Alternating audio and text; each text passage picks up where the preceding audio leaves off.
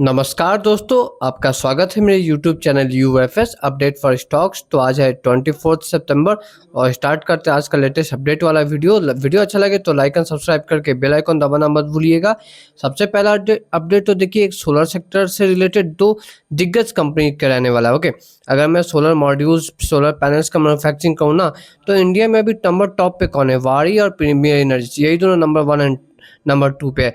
और आपने देखा होगा कि आज मार्केट में अच्छा खासा गिरावट होने के बावजूद इन दोनों शेयर्स में अच्छा तेजी रहा। ओके, अब तेजी का कारण क्या है? एक्चुअली इन्हें एक अच्छा अपग्रेड मिला है। ओके, इन्हें एक अच्छा अपग्रेड मिला है। ओके, और ये आनंद राठी जो वेल्थ मैनेजमेंट जो ब्रोकिंग फर्म उनके तरफ से मिला। ओके, तो इन्होंने देखिए दोनों ही शेयर को बाय का टारगेट दिया है। ओके, और ये FI 27-28 मतलब एक साल बाद का मैं बेसिकली टारगेट का बात कर रहा हूँ। ओके, तो एक बार देख लेते हैं कि कितना कितना का टारगेट दिया गया है।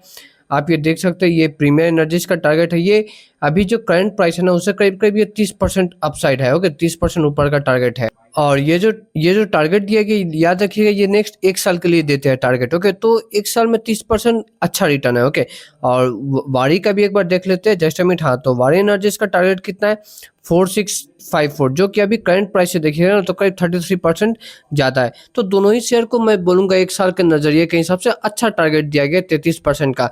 दोनों ही शेयर अपने सेक्टर में इंडिया में लीडर है। ओके, और मतलब दोनों ही बहुत ज़्यादा हाई ग्रोथ वाली भी शेयर है। आपको पता है कि सोलर मॉड्यूल का तो डिमांड मतलब हमारे कंट्री में बहुत ज़्यादा है, तो ये हाई ग्रोथ वाली शेयर है लॉन्ग टर्म के लिए। मतलब ये जो कंपनी है ना, मैं बोलूँगा ये हीरा है, ये कंपनी डायमंड है। ओके, या फिर मैं गोल्ड भी बोल सकता हूँ। आजकल तो गोल्ड का ही ज़्यादा मतलब फेमस गोल्ड ही ज़्यादा आजकल मतलब इन्वेस्टर्स प्रेफर कर रहे हैं। तो गोल्ड लॉन्ग टर्म के लिए मैं बोलूँ तो ये दोनों शेयर ना, ये सोना है। ओके, दोनों शेयर में देखिए कर्जा बहुत कम है, स्ट्रॉन्ग प्रमोटर होल्डिंग है, और फिर डेब्ट टू इक्विटी रेशियो भी कम है, तो और ग्रोथ भी कंपनी में अच्छा है, फ्यूचर ओरिएंटेड सेगमेंट है। तो ओवरऑल देखा जाए तो दोनों कंपनी बहुत ही अच्छे हैं। ओके, चलिए आते हैं नेक्स्ट शेयर पे। तो नेक्स्ट शेयर है बजाज इलेक्ट्रिकल, जो कि आज खुला तो था बहुत तेज में। बजाज इलेक्ट्रिकल में मॉर्निंग सेशन में ना बहुत अच्छा तेजी था, बट आपको पता है कि आज मार्केट में कमजोरी था। ओके, मार्केट ही नेगेटिवली बंद हुआ, तो ओवरऑल ये भी थोड़ा प्रॉफिट बुकिंग के साथ ही बंद हुआ। हालांकि फिर भी 2% के आसपास तेजी था। ओके, तो देखिए ये बजाज इलेक्ट्रिकल ये अपना बिजनेस को एक्सपैंड करने वाले हैं। ओके,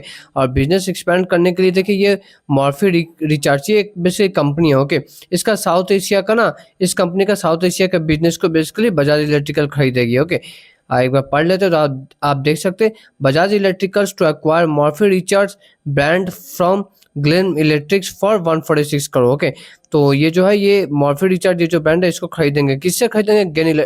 ग्लेन इलेक्ट्रिक से खरीदेंगे। ओके, ताकि ये अपना साउथ एशिया मार्केट जैसे कि आपका बांग्लादेश हो गया, श्रीलंका हो गया, ये सब जगह में ये अपना बिजनेस को एक्सपेंड कर पाए। ओके, अब मैं बजाज इलेक्ट्रिकल का बात करूँ ना, तो मैं बोलूँगा शेयर ने काफ़ी ज़्यादा अंडर परफॉर्म किया है। ओके, एक समय देखिए ये शेयर 1200-1300 का हुआ करता था, और आज कहाँ 500-600 का है। तो पहला बात तो 50-60% ऐसी शेयर क्रैश है। उसके बाद आप अगर लास्ट 5 साल में अगर रिटर्न्स देखें ना, तो मतलब बहुत ही मतलब कम रिटर्न ये दिखता है। मतलब ये 33-34% क्या है, मतलब कुछ भी नहीं है। ओके, अब एक समय था जबकि मैं 10-15 साल पहले का बात करूँ तो बजाज इलेक्ट्रिकल भी मार्केट को थोड़ा डोमिनेट करता था, बट मुझे लगता है कहीं ना कहीं ये कंपनी अपने स्ट्रैटेजी अपने इनोवेशन में बहुत पीछे रह गई। और आज इलेक्ट्रिकल सेगमेंट में आपको पता होगा कि अब हैवेल्स खैर अच्छा है, पहले से अच्छा था, अभी भी अच्छा है। पॉलीकैब इनका अब जो है मतलब डोमिनेंस बन गया। ओके, ये मैं बजाज इलेक्ट्रिकल का आपको रेवेन्यू भी दिखाया, तो आप देख रहे हैं पिछले कुछ साल से रेवेन्यू में कुछ खास बढ़ोतरी ही नहीं है, एकदम फ्लैट रहा, इसलिए शेयर भी अच्छा परफॉर्म नहीं कर रहा। ओके, चलिए आते हैं नेक्स्ट शेयर पे। तो नेक्स्ट शेयर पॉलीकैब भी है, जिससे रिलेटेड मैंने अभी आपको बोला कि ये तो मार्केट को डोमिनेट करने वाली कंपनीज में से है।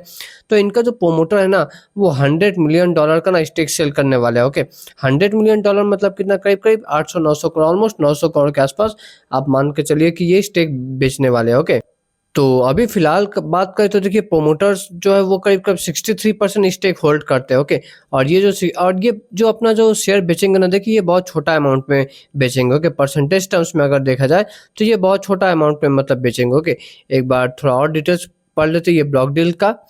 आप देख सकते हैं पॉलीकैब। ओके, तो ये तो वही है कि टू अपलोड 100 मिलियन शेयर मतलब करीब करीब 887 करोड़ का अपना स्टेक बेचेंगे।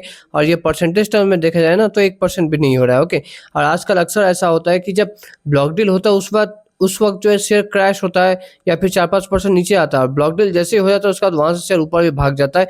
तो देखना बनता है कि कल इसमें भी क्या ये सेम पैटर्न फॉलो होता है कि नहीं, ये देखने को बनता है। ओके, और कुछ मतलब कुछ एक मतलब रिपोर्ट्स के जरिए मैं बोलूँगा ये आया है कि ये जो ब्लॉक डील होगा ये 7,300 पर शेयर के भाव पे होगा, जो कि अभी करंट मार्केट प्राइस से कंपेयर करें ना तो करीब करीब 3% का डिस्काउंट मिल रहा है। ओके, तो ठीक है, कोई ज़्यादा भी डिस्काउंट नहीं है। ओके, ज़्यादा डिस्काउंट होने से शेयर बहुत बड़ा गिरावट आता है। ओके, चलिए आज नेक्स्ट आता है FII DI डेटा। तो यहाँ पे एक बार फिर से FII जो है इस वीक का स्टार्टिंग से ना बड़ा बिकवाली कर रहा है मैं बोलूँगा। ओके, पिछले वीक जब याद है जब 17 सितंबर को जब डोनाल्ड ट्रंप ने पीएम मोदी को जब बहुत ज़्यादा पॉजिटिव मतलब कमेंट्स किया था, मतलब हैप्पी बर्थडे का विशेष किया था, तब मुझे याद है पिछले वीक 1-2 दिन बाइंग आया था। ओके, FII का, और FII का सेलिंग का जो वॉल्यूम था ना वो भी बहुत कम था। ओके, बट इस वीक सब कुछ चेंज हो गया। अभी तो आपको पता है कि यूनाइटेड नेशन का जनरल असेंबली चल रहा है, वहाँ पे तो डोनाल्ड ट्रंप ने सीधा ये बोल दिया, फिर से उन्होंने इंडिया को टारगेट किया, इंडिया और चाइना दोनों को टारगेट किया कि मतलब इनके वजह से ही जो है रशिया यूक्रेन का वार मतलब नहीं थम रहा है। ओके, तो इंडिया को फिर से इन्होंने टारगेट करना शुरू कर दिया। उसके बाद एक और मतलब रिपोर्ट्स आ रहा है जो कि प्रॉब्लम कर सकता है इंडियन IT कंपनीज को। वो ये है कि मतलब डोनाल्ड ट्रंप का प्लान है कि जो कंपनीज अपने अमेरिका से जॉब्स को आउटसोर्स करते हैं ना इंडिया पे, इंडिया के IT कंपनीज को, डोनाल्ड ट्रंप का मतलब ये प्लान है कि इन कंपनीज का पे 25% का एक्स्ट्रा टैक्स लगाया जाए। ओके, तो इससे बहुत बड़ा प्रॉब्लम हो जाएगा IT सेक्टर में। ओके, तो इसलिए देखिए मार्केट का फिर से थोड़ा थोड़ा इस वीक आप देख रहे होंगे स्टार्टिंग से ही कि मतलब डेली थोड़ा थोड़ा करके मार्केट गिर रहा है। ओके, चलिए आते हैं नेक्स्ट स्टॉक पे।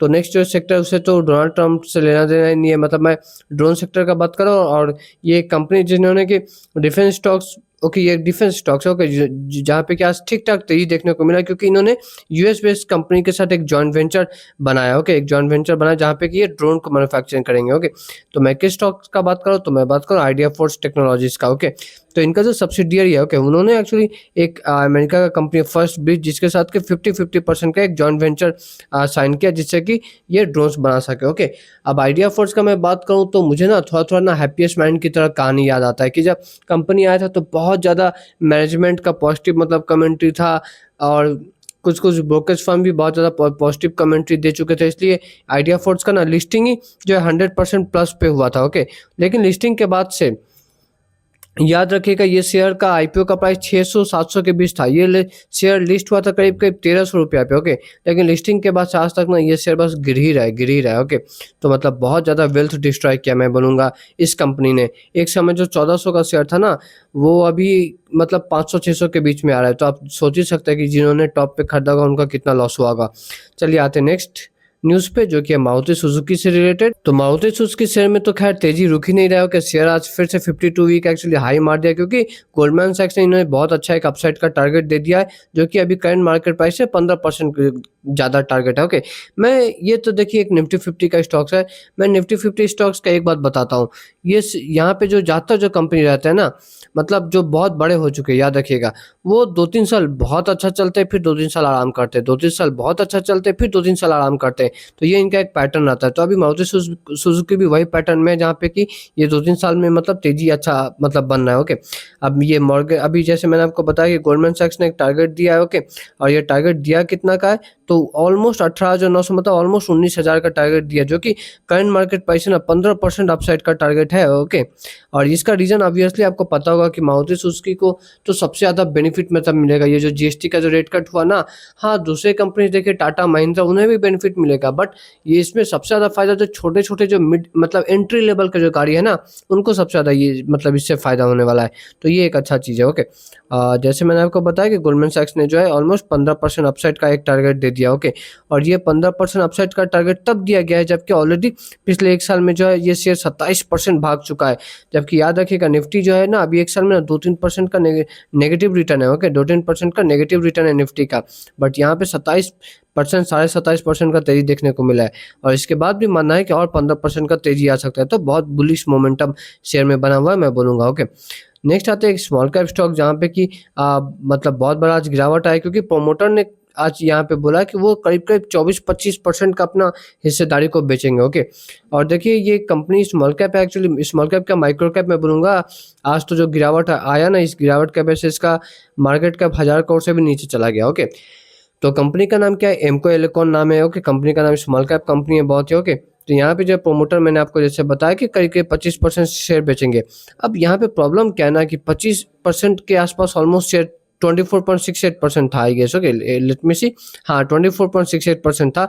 अब प्रॉब्लम ये है कि जैसे अगर प्रोमोटर 24.68% माल बेच देंगे ना, तो इनके पास ना मेजोरिटी स्टेक नहीं रहेगा। इनका जो स्टेक है ना, ये मेजोरिटी मतलब क्या 50% प्लस, तो वो मतलब एक जो दर्जा रहता है ना प्रोमोटर का 50% प्लस का, वो मतलब छिन जाएगा। तो इसलिए कह सकते हैं कि शेयर में एक्चुअली गिरावट रहा। ओके, और शेयर बंद होते होते तो आप देख सकते हैं सुबह में 8% गिरावट था, शेयर बंद होते होते तो 15% का क्रैश कर गया। Okay share. ओके, तो इस वीडियो में इतना ही दोस्तों। वीडियो अच्छा लगा होगा तो लाइक एंड सब्सक्राइब करके बेल आइकन दबाना मत भूलिएगा। मिलते हैं नेक्स्ट वीडियो में।